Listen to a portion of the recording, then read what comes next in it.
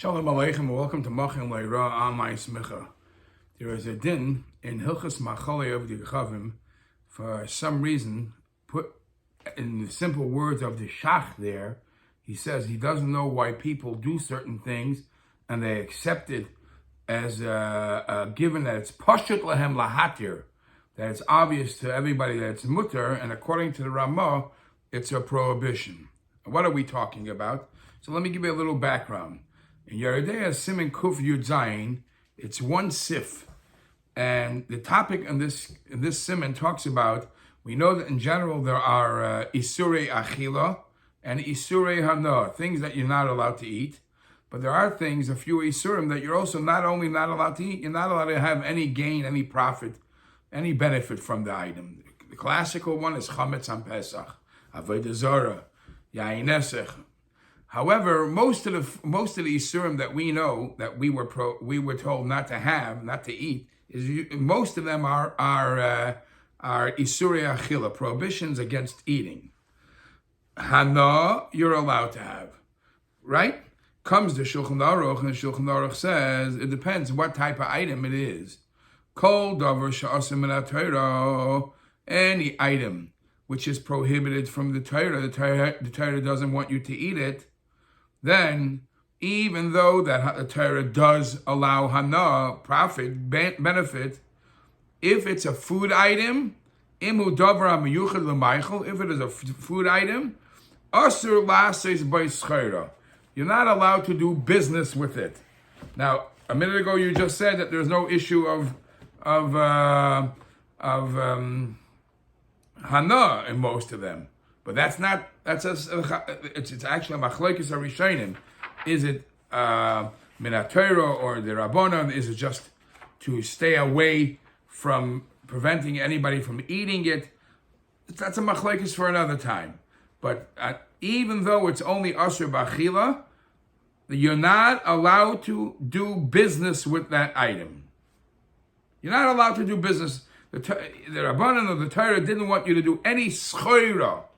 Now, I'm being very careful choosing the words I'm saying, because what's the difference between schoira and hana?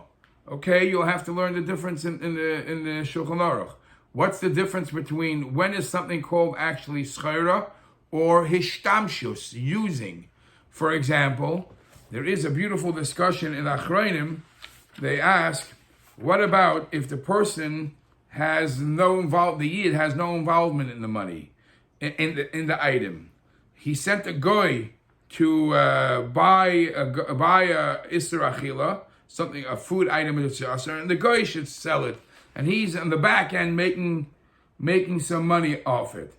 So this is a big discussion in the Chassam Sofer, and the Chassam Sofer is in. This Chassam Sofer is in, I'll tell you in a second where it is. The Chassam Sofer felt it was allowed. Reb Shlomo Kluger in Tuf Tam Vadas, Chelik Beis, Simon Beis, felt that was not allowed, because what's the difference? Stay away. This Chassam Sofer is in Simon Kuf Daled and Kuf Hey.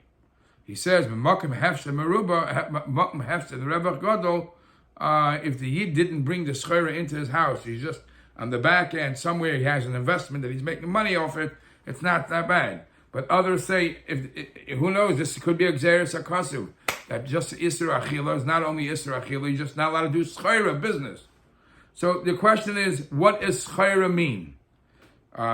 We know that not only Schayra you're not allowed to do, the Ramah goes on to say, Oy Lahalvay Salo. You're not allowed to give a goy a loan and take as a mashkin isurei achila, because that's business. You're making money off it, even though you don't hope to keep that thing that he's giving you. But if he ends up giving it to you, there's a profit that you'll be gaining. There's something. The transaction happens because of it, or a matana to a goy. You're not allowed to give a matana of isurei achila, which is interesting to note, because that's considered schayra. So the question is a point that the Ramah makes.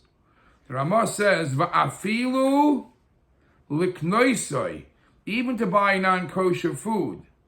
lahachiloi lepoyel of oivdei gechavim, to feed it to his goyish workers, buying non-kosher food, to feed to his goyish workers, according to the Ramah, that would be considered usher, because that would be having done schera business with a prohibited isser achila, and schera is not allowed. Why? In what way is it considered schera? So the Taz and the Gra, the Pri Chadash, they all say, because it's very much compared to somebody who owes a guy money, and he's paying off his debt with the Isser Achila. So when he pays off his debt with the Isser Achila, he's gaining. Why? Not only is paying his debt, that he has to do, but by being able to do it, the Isser Achila, he's getting a cheaper return, because it's cheaper to buy Isser Achila than things that are mutter. So he's gaining something from this transaction. That's schayra be'isrei achila. That's not allowed.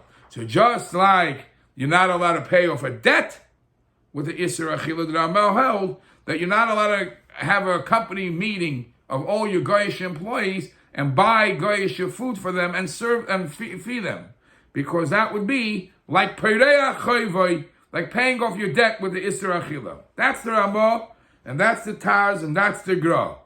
However, the Shach, the Pri Chadash, the Knesset Agdela, the Aruch HaShulchan, they all disagree. And they say there's a big difference between paying off a debt with an Isser Achila or feeding your employees with the Isser Achila. And they say like this: when the employees are in your house or in your geschäft, in your business, it's not buying something to sell. It's basically using something for yourself that's allowed. Schayra is not allowed to be done. Business is not allowed to be done with this. But if it's an item that's Isser Achila that you want to have personal hana with, you're allowed to. This is hana. Having them, in other words, in your geschäft, in your business, in your home, giving them a non-kosher sandwich, that's not called doing business. That's called having hana, which hana is mutter. And you can't even compare this to giving a matana, because by a matana, it was bought to give. And every time you give a matana, as the Shach says, matana is kemecher. Matana is like a sale. And a sale is schayra you're not allowed to do. But over here, where you're just feeding, you're being nice to your employees, you're being nice to your workers, that's not called schayra, that's called hana. That's called hana, which is, it's allowed.